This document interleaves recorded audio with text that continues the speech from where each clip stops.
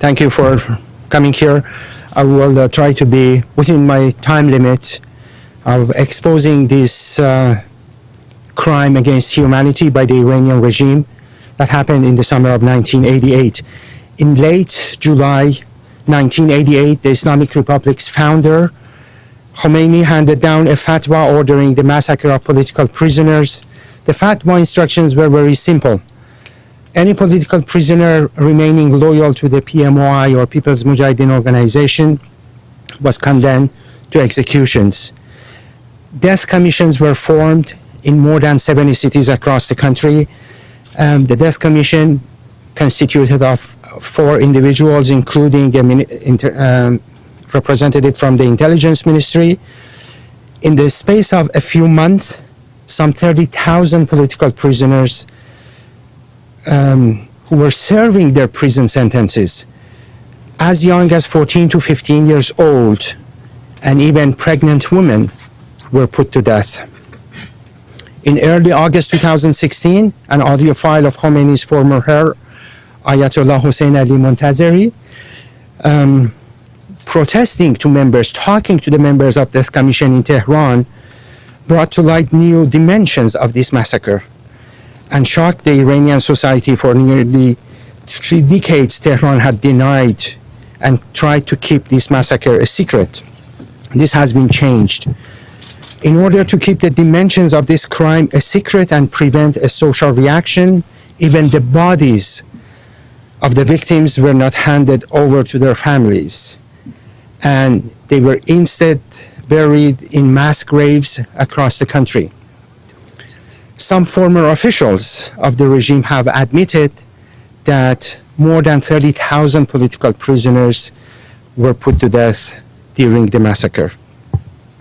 As prominent human rights organizations, including Amnesty International and Human Rights Watch, have reiterated, what happened in Iran in 1988 was a clear case of crime against humanity.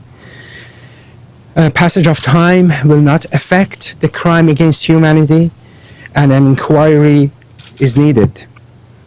But what makes the issue more relevant is the fact that scores of perpetrators and officials who were responsible for this crime against humanity are at the helm of things in Iran now and hold some of the most senior positions. According to the report of the UN Secretary General in September, 996 executions were recorded in 2015, which is the highest number in the past 20 years. According to information obtained by the National Council of Resistance of Iran, by sources from inside the country, most of institutions of the Iranian regime are run by the perpetrators of the 1988 massacre, whose names had remained secret for nearly 3 decades, and 60 of them in recent weeks have been identified. I have the list here. If anyone wants, I can share with you. Now, let's evaluate some of the key holders, and I'll try to be quick.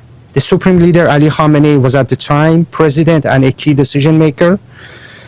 4 current members of the State Expediency Council who were implicated in this crime were Ali Akbar Hashemi Rafsanjani, the council's chairman at the time. He was Speaker of the Parliament and Deputy Commander of the Armed Forces, and was de facto number 2 official after Khomeini.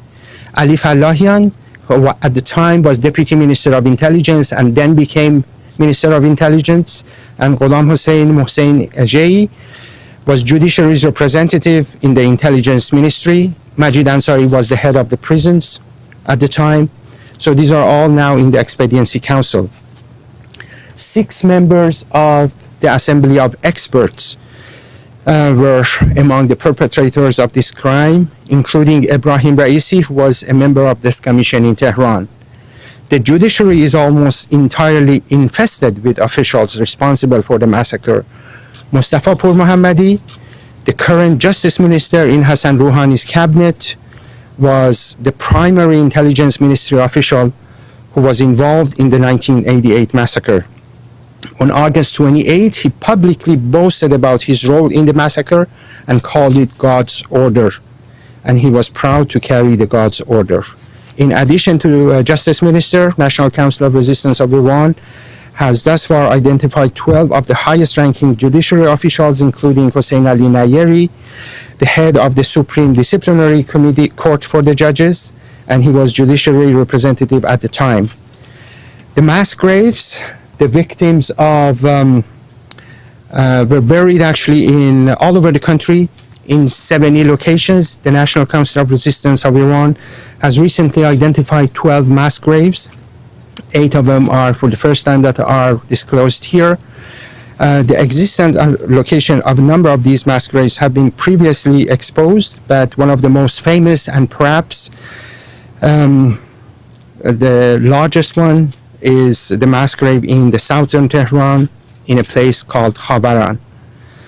The National Council of Resistance has recently established details of 8 mass graves. These mass graves are in Mashhad, northeast Iran, Zanjan, northwest of Tehran, Kermanshah, western Iran, Someh Sara, northern Iran, Tunekarbon, northern Iran.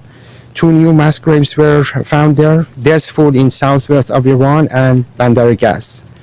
Now, the demand call on Canada, a UN inquiry is long overdue. As a first step, we urge Canada to include a reference to this massacre in line with the Canadian Parliament's unanimous motion in 2013 as a crime against humanity in the UN resolution on the situation of human rights in Iran.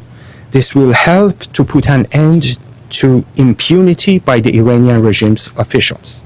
Thank you.